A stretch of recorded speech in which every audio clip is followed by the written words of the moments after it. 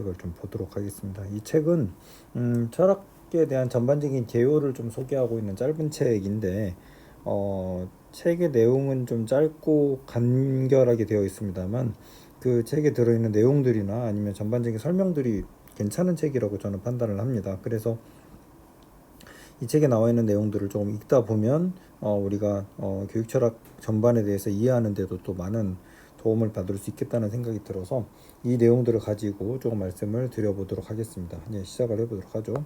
먼저 맨 처음 문장에 보면 이런 얘기들이 나옵니다.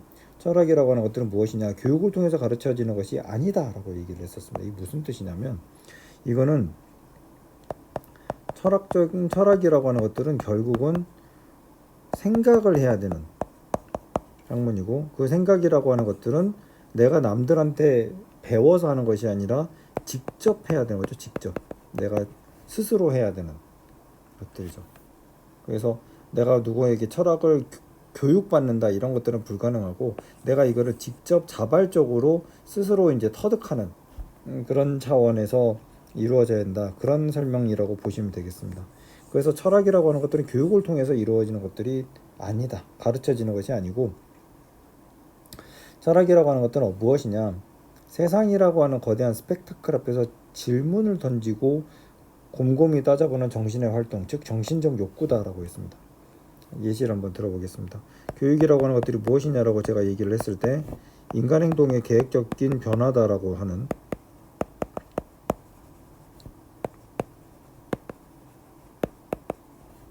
아주 통상적으로 많이 쓰는 그 정의에 대해서 제가 문제 제기를 했었습니다. 그런데 이 문제 제기를 하는 방식들은 특별한 것이 아니라 우리가 누구나 생각할 수 있는 질문을 통해서 곰곰이 따져보는 정신의 활동을 통해서 이루어진 것입니다. 과연 인간만이 교육을 받을 수 있는 유일한 피조물인가? 칸트가 그렇게 얘기를 하거든요. 칸트는 인간만이 교육을 받을 수 있는 유일한 피조물이라고 얘기를 합니다만 그렇지 않죠. 우리가 무리를 이루어서 생활하는, 군집을 이루어서 생활하는 동물들은 누구나 다 나름대로의 지혜를 공유하고 있을 것이라고 생각을 할 수 있습니다. 그것이 이제 우리가 언어로 되어 있는 것은 아니지만 뭐 페로몬을 통해서 이루어지거나 아니면 초음파를 통해서 이루어지거나 아니면은 냄새를 통해서 이루어지거나, 그런 식으로 의사소통의 수단은 꼭 우리가 쓰고 있는 음성 언어나 문자 언어가 아니더라도 무리를 지어서 생활하는 동물들 간에는 언제든지 이루어지고, 정보를 교환하고 정보를 전승하고 그것이 후대로 이어져 오는 그런 과정을 거치게 됩니다. 그런 것들이 교육과 다르다라고 얘기할 만한 특별한 근거는 사실은 없죠. 그 다음에 이제 제가 얘기했던 것처럼 행동의 변화라고 할 것인가, 굳이 행동의 변화만을 특정할 것인가, 사고의 변화라고 하는 것들은 다루지 않을 것인가, 그리고 행동의 변화라고 하는 것들은 꼭 측정할 수 있는 것이냐 라고 하는 질문들로 나가게 되는데, 우리가 교육이 있어가지고 나타나게 되는 변화들 중에는 측정할 수 없는 것들도 있죠. 측정하기에는 자가 너무나 작아서 짧아서 측정하지 못하는 경우들도 있죠. 내가 이 30cm 자라고 하면 30cm밖에 측정할 수가 없잖아요. 그런데 나의 변화폭 이 정도 되면 측정이 불가능한 거죠. 그런 것처럼 행동의 변화다, 아니면은 뭐 제가 다루었습니다만 계획적이다, 계획적이지 않다, 이런 식의 얘기들은 좀 어떻게 보면은 오늘날에 우리가 교육학이라고 하는 이 학문을 설명하는 데 있어 가지고는 좀 불충분한, 불완전한 정의가 아닌가라고 하는 게 제가 우리 수업 이 첫머리에서 했던 얘기이고, 그런 차원에서 보면 이 철학이라고 하는 활동, 세상이라고 하는 거대한 이 스펙타클, 뭐 소용돌이라고 말해도 될 것 같은데, 거대한 소용돌이 앞에서 질문을 던지고 곰곰이 따져보는 정신의 활동이라고 하는 것들은 누구나 할 수 있는 거죠. 그래서 철학이라고 하는 것들은 정신의 활동, 정신적 욕구인데 누구나 할 수 있는, 누구나 가능합니다. 누구나 할 수 있는 그런 활동이라고 하는 것에서 큰 특징이 있다, 저는 그렇게 생각을 합니다. 자, 그런데 이 누구나 할 수 있는 철학이라고 하는 것들이 어떤 특징이 있느냐, 나를 에워싸고 있는 요지부동의 사실들의 틀과 일상의 고리를 깨트림으로써, 그래서 이런 철학을 통해서 우리가 지향하는 것은 무엇이냐면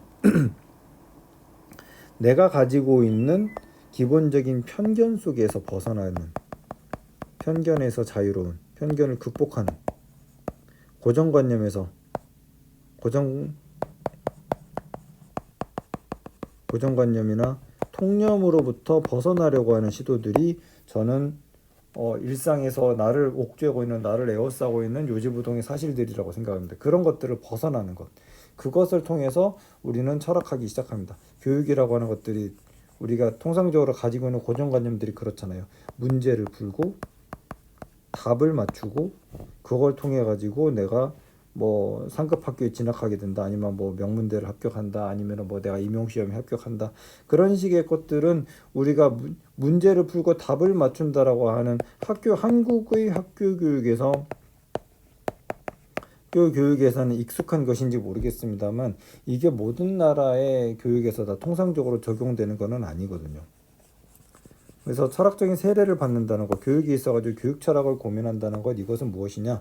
모든 것을 제로에서 다시 출발하는 것. 여기서 말하는 제로가 달리 말하면 원점이겠죠, 원점. 모든 것을 원점에서부터 다시 고민하는 것. 그래서 교육이란 무엇이냐? 바람직한 교육이란 무엇이냐라고 하는 것들이 교육 철학에서 제기하는 두 가지 질문들이라고 말씀을 드렸지 않습니까? 그런 것들을 원점에서 다시 생각하는 것. 그래서 교육이란 무엇이다? 뭐 저는 이제 자아와 세계라고 하는 관계들에서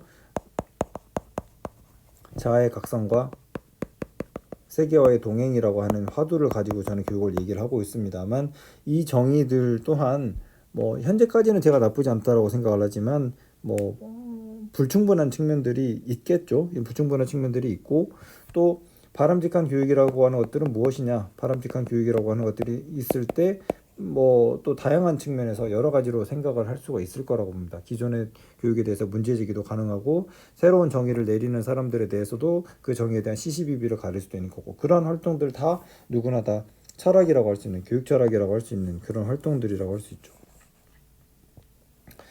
그런 철학적 성찰이라고 하는 것들은 어떤가, 일체의 속박에서 벗어나려고 애쓰는 것, 자유의 욕구를 최상의 수준으로 표현하는 것, 이렇게 얘기를 하고 있는데, 그렇다면 저자의 질문은 그렇습니다. 왜 과거의 철학적 산물을 절하는 전통에 대해서 성찰해 보는가요? 즉 철학사라고 하는 거를 왜 공부해야 되나요?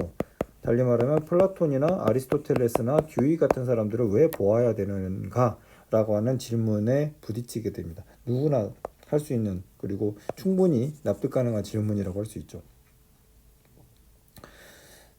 저자의 말처럼 철학한다는 것이 먼저 스스로 생각하고 자신의 개인적 판단에 의거해서 세상에 의미를 부여하는 것이라면 왜 철학의 역사에 도움을 구해야 되는 것일까? 라고 저자는 얘기를 하고 있습니다. 이 질문들에 대해서 뭐 먼저 앞으로 나오겠습니다만 간단하게 답을 해본다면, 과거에 했던 사람들의 오류들을 검토함으로써 시간을 절약할 수 있다라고 저는 보기 때문입니다. 철학사를 왜 공부하는가? 과거의 사람들이 이런 고민들도 했었고 저런 고민들도 했었으니까. 그래서 내가 지금까지 했던 고민들과 유사한 고민들이 뭐가 있었는지를 찾아내는 거죠. 그래서 내가 과거에 했던 고민들과 비슷한 고민들이 있다면 그 고민들의 우리가 편린들을 봄으로써 우리는 더 빠르게 과거의 오류들을 극복하고 더 나은 미래를 고민할 수 있는 그런 가능성들을 확보하게 됩니다. 철학자는 분명 정신적 모험에 뛰어드는 자이고, 그 무엇보다도 모든 속박과 정신적 구속에 대항하여 정신의 자유를 표명하는 자입니다. 이 표현들도 흔히 많이 쓰는 표현인데, 모든 속박과 정신적 구속에 대항하여 정신의 자유를 표명하는 사람입니다. 그래서 이 철학이라고 하는 것들은 무쓸모한 활동이라고 흔히 우리가 치부됩니다만, 생각을 대신해주는, 고민을 대신해주는 역할을 합니다. 그래서 철학이라고 하는 것들, 교육 철학은 뭐 하는 학문인가요? 라고 하면은 저는 교육을 고민하는 일을 대행합니다. 라고 이렇게 얘기를 합니다. 여기서 교육을 고민한다라고 하는 것은 바람직한 교육이 무엇인지, 그 다음에 교육의 지금 현재의 상황들이 무엇인지, 뭐 그런 것들에 대한 그 전반적인 고민들을 다 교육 철학이 대신해 준다, 이렇게 말할 수가 있겠죠. 그런데 그런 전혀 색다른 건축을 하는데 필수적인 재료들에 힘입어 끊임없이 다시 시작해야 되는 고된 작업임에 틀림없다. 그러니까 이거 고민을 한다라고 하는 건 사실상 맨날 다른 생각들을 해야 되고 다른 일들을 해야 되는데, 가만히 보면 이러한 고민들 중에 많은 것들을 칸트도 해본 적이 있고 플라톤도 해본 적이 있고 여러 사람들이 해본 적이 있더라, 이런 얘기를 하고 있습니다.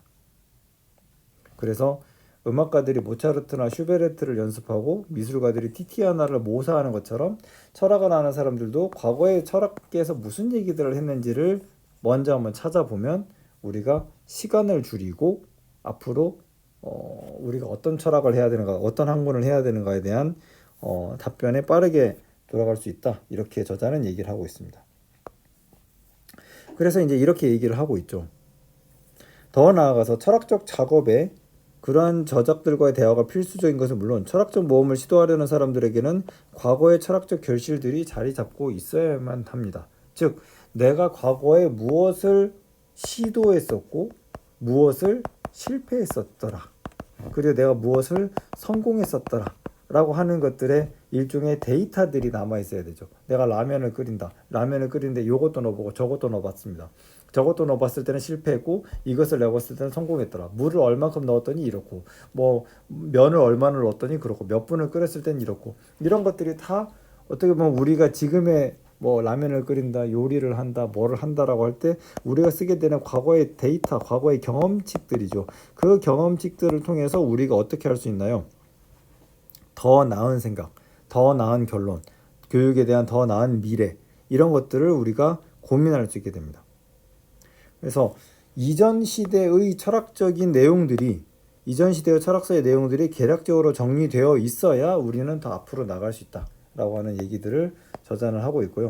그 얘기들 일정 정도는 사실이라고 얘기할 수 있습니다.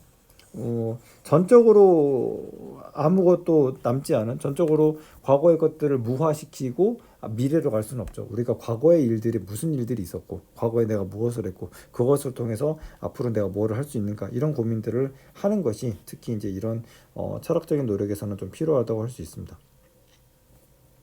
우리의 문화적 성향들은 저자가 이렇게 얘기를 하죠. 우리의 문화적 성향은 저절로 얻어진 것이 아닙니다. 과거에 어떤 성과들이 있었고 공과가 있었죠. 성공도 있었고 실패도 있었고 성공과 실패를 통해서 오늘날에 우리가 모든 탐구의 방향을 제시해 주는 것이다. 이렇게 얘기할 수가 있겠습니다. 자, 그래서 철학이라고 하는 것들을 공부할 때 교육 철학도 마찬가지인데 철학을 공부하려면 철학사를 배워야 됩니다. 그래서 철학사를 배우는 차원에서 플라톤의 관념론이라고 하는 것들을 이제 우리가 하기도 하고 아리스토텔레스로 얘기하자면 실제론이라고 얘기를 하기도 하고 뒤에 이제 실용주의라고 하는 것들을 이제 다루어서 얘기를 하기도 하는 거죠. 철학사를 알아야 되는 이유는 무엇이냐? 철학의 역사라고 하는 것들은 이렇게 얘기하고 있죠. 고귀한 정신들의 집합.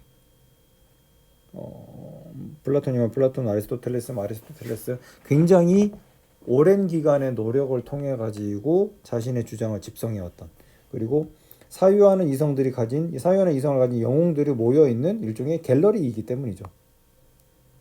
그래서 어떤 하나의 갤러리에 이제 그림들이 이렇게 있지 않습니까? 이렇게 플라톤이 있고 아리스토텔레스 있고 루소 있고 듀이 있고 이 그림들을 보면서 이 사람이 요렇게 봤구나. 신에 대해서 이렇게 생각했구나. 종교에 대해서 이렇게 생각했구나. 교육에 대해서 이렇게 생각했구나라고 하는 것들을 우리가 어떻게 합니까? 비교할 수 있게 되죠. 비교함으로써 더 좋은 방향을 우리가 또 모색할 수 있게 됩니다. 이 영웅들은 어떻게 하나요? 이성이라고 하는 덕목을 통해서 흔히 말하는 우리가 철학을 한다라고 하는 영웅들은 이성이라고 하는 덕목을 통해서 사물의 본질과 영혼의 본질, 신의 본질 이것들이 다 가만히 보시면 사물의 본질은 무엇이냐, 자연과 영혼의 본질이냐, 신의 본질이냐 이런 것들이 다 뭐에 대한 얘기인 거예요? 형이상학에 대한 얘기죠. 형이상학에 대한 얘기이고 그 노력의 대가로서 우리가 형이상학, 그 다음에 인식론, 가치론과 같은 그런 질문들에 대해서 포괄적으로 답할 수 있는 그런 가능성들을 높여가는 거죠. 그래서 우리는 어떻게 해야 되냐면 그냥 아무런 그 사전 준비 없이 이렇게 하면 우리가 철학을 할 수 있다, 잘할 수 있다 이렇게 말하는 거는 좀 불가능하다라고 생각을 하고 사유하는 이성을 가진 영웅들과 끊임없이 대화를 해야 됩니다. 대화를 해야지 철학을 할 수 있고 그래서 철학사의 도움을 구하지 않고 철학에 접근하려고 하는 것은 사실상 불가능한 일이다라고 하는 이 저자의 주장이 어느 정도는 저는 타당한 주장이라고 저는 생각을 합니다. 철학의 역사는 어떤 역사인가 라고 했을 때 저자는 철학의 역사가 진보의 역사라고 말하지는 않습니다. 철학의 역사는 어떤 면에서 봤을 때는 제가 플라톤과 아리스토텔레스를 해서 그렇게 말하는 것이 아니라 두 가지의 극단의 역사가 계속 반복되는 거라고 얘기할 수 있습니다. 예. 헤겔이 여기 있으면 칸트가 여기 있다, 보통 이렇게 얘기를 할 수 있게 되는데, 이쪽에 하나의 극단, 이 극단에 대한 반발로서 다른 극단, 또 이쪽에 다른 극단, 다른 극단, 이런 식으로 이렇게 계속 오고 가고 하는 그런 현상들을 보이게 됩니다. 불변의 원리라고 하는 것들을, 불변의 원리라고 하는 체계라고 하는 것들을 잡으려고 했던 철학의 유파가 있었고, 변화하는 것들에 대해서 변화의 원인들을 파악하려고 하는 그런 철학의 유파들이 있었습니다. 그래서 이쪽으로 갔다가 저쪽으로 갔다가, 이쪽으로 갔다가 저쪽으로 갔다가 하는 식의 역사적인 과정들을 거치게 됩니다. 사실 이 과정은 어디에서 어디로 가는 것이 진보다 이렇게 말할 수 있는 것들은 아니죠. 그래서 철학의 역사가 진보의 역사는 아니다, 이렇게 말하는 것이 저는 일정 정도는 타당하다고 얘기할 수 있습니다.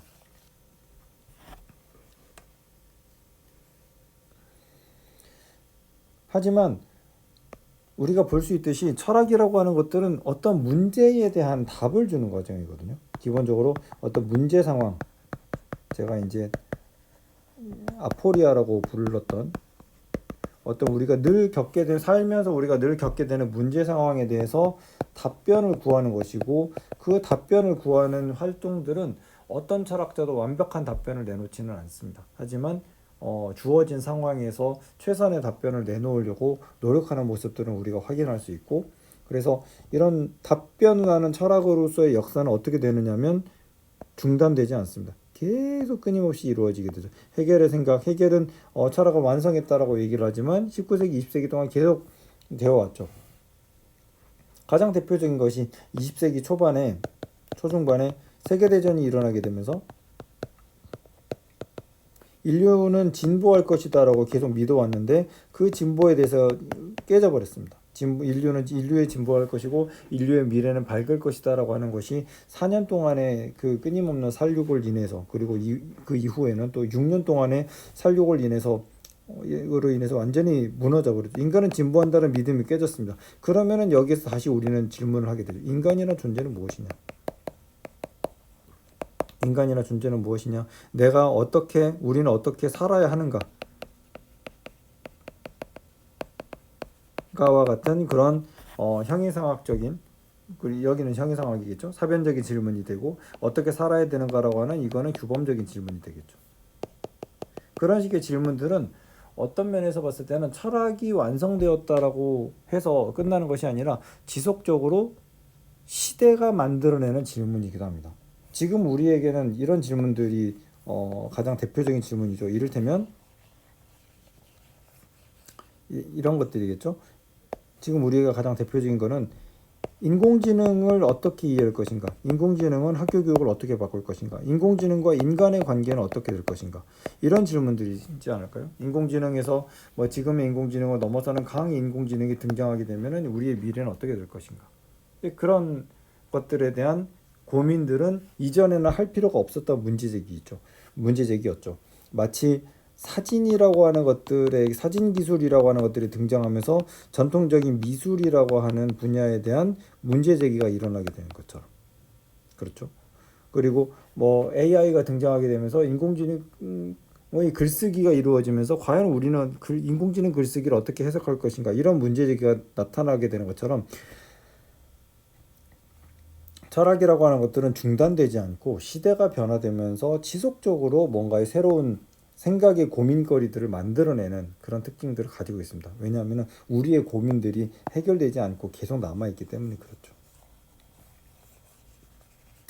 이러한 철학의 역사의 기원은 무엇인가 라고 했을 때, 저자들은 철인지학이라는 표현들을 쓰지는 않고 있습니다. 제가 철학이라고 하는 것들은 어디에서 출발하느냐, 철학이라고 하는 것은 철인지학이라고 부르기도 하고 필로소피아라고 말하기도 하고, 그 다음에 이제 히크마흐라고 하는, 이슬람 철학에서는 히크마흐라는 표현을 쓰기도 하고, 또 인도 철학에서는 다르사나라고 하는 표현을 써서 말하기도 하는데, 이 철인지학이나 필로소피아나 히크마흐나 다르사나나 이런 것들은 다 어떤 뜻을 가지고 있냐면, 인류가 추상적으로 해낸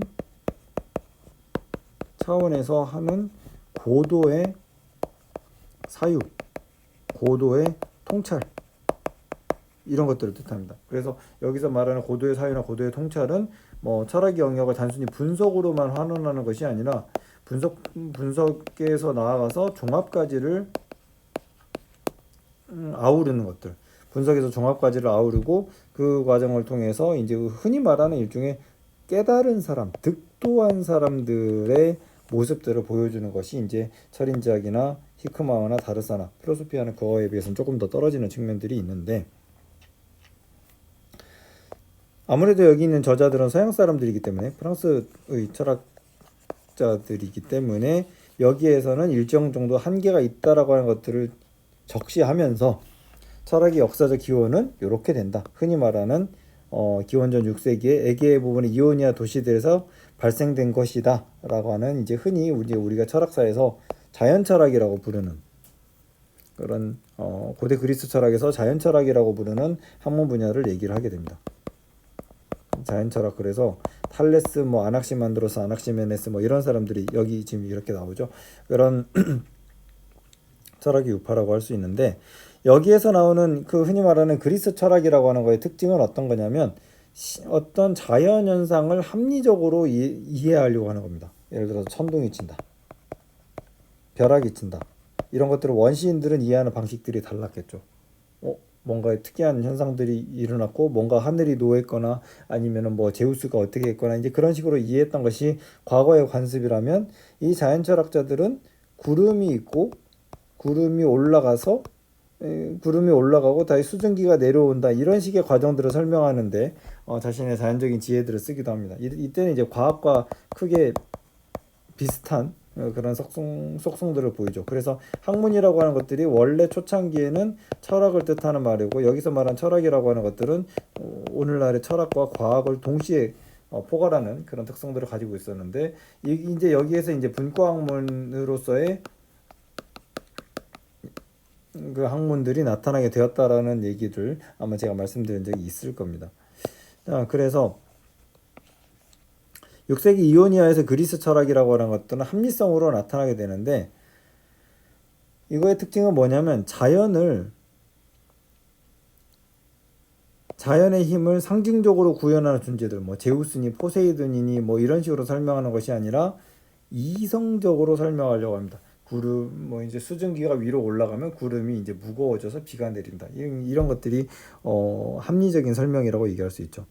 신화가 문화 전체 속에 깊숙이 배어 있었던 시기에도 불구하고, 다른 문명권에서는 그랬음에도 불구하고, 저자에 따르면 여기는 이오니아의 철학은 이제 고대 그리스 철학이라고 말해도 되는데, 이오니아 철학은 어떻게 썼느냐, 신의 세계를 이제 명확하게 설명하려고 하는, 여기서 말하는 탈레스나 아넥시만드로스나 아니면은 만물의 본질은 원자에 있다, 더 이상 구분되지 않은 아토모스를 이제 원자로 부르는데 원자로 이루어져 있다라고 얘기하는 데모크리토스, 뭐 이런 사람들처럼 만물의 이치를 합리적으로 설명하려고 하는 그런 특성들을 보이는 것이 그리스 철학이었다. 그리고 그런 그리스 철학으로부터 나오게 된 것이 플라톤과 아리스토텔레스, 특히 이제 여기는 자연철학적인 입장은 플라톤의 입장이 좀 더 가깝다라고 얘기할 수 있죠.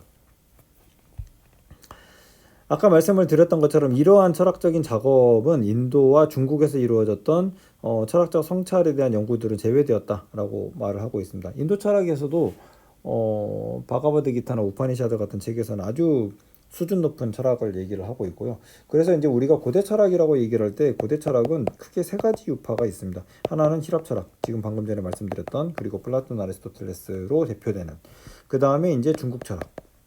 중국 철학은 공자, 맹자, 그 다음에 도가, 그리고 이제 인도 철학,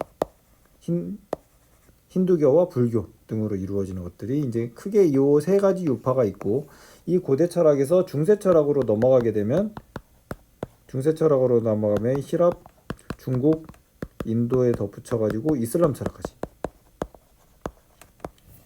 이렇게 네 가지 유파들이 나타나게 됩니다. 그래서 아까 말씀드렸던 것처럼 필로소피아라고 하는 건 여기 힐랍 철학, 철인지학이라고 하는 중국 철학, 다르사나라고 하는 거는 인도 철학, 그리고 시크마우라고 하는 거는 이슬람 철학, 이런 식으로 구분되는, 그런 식으로 연결되는 그런 특징들을 가지고 있습니다.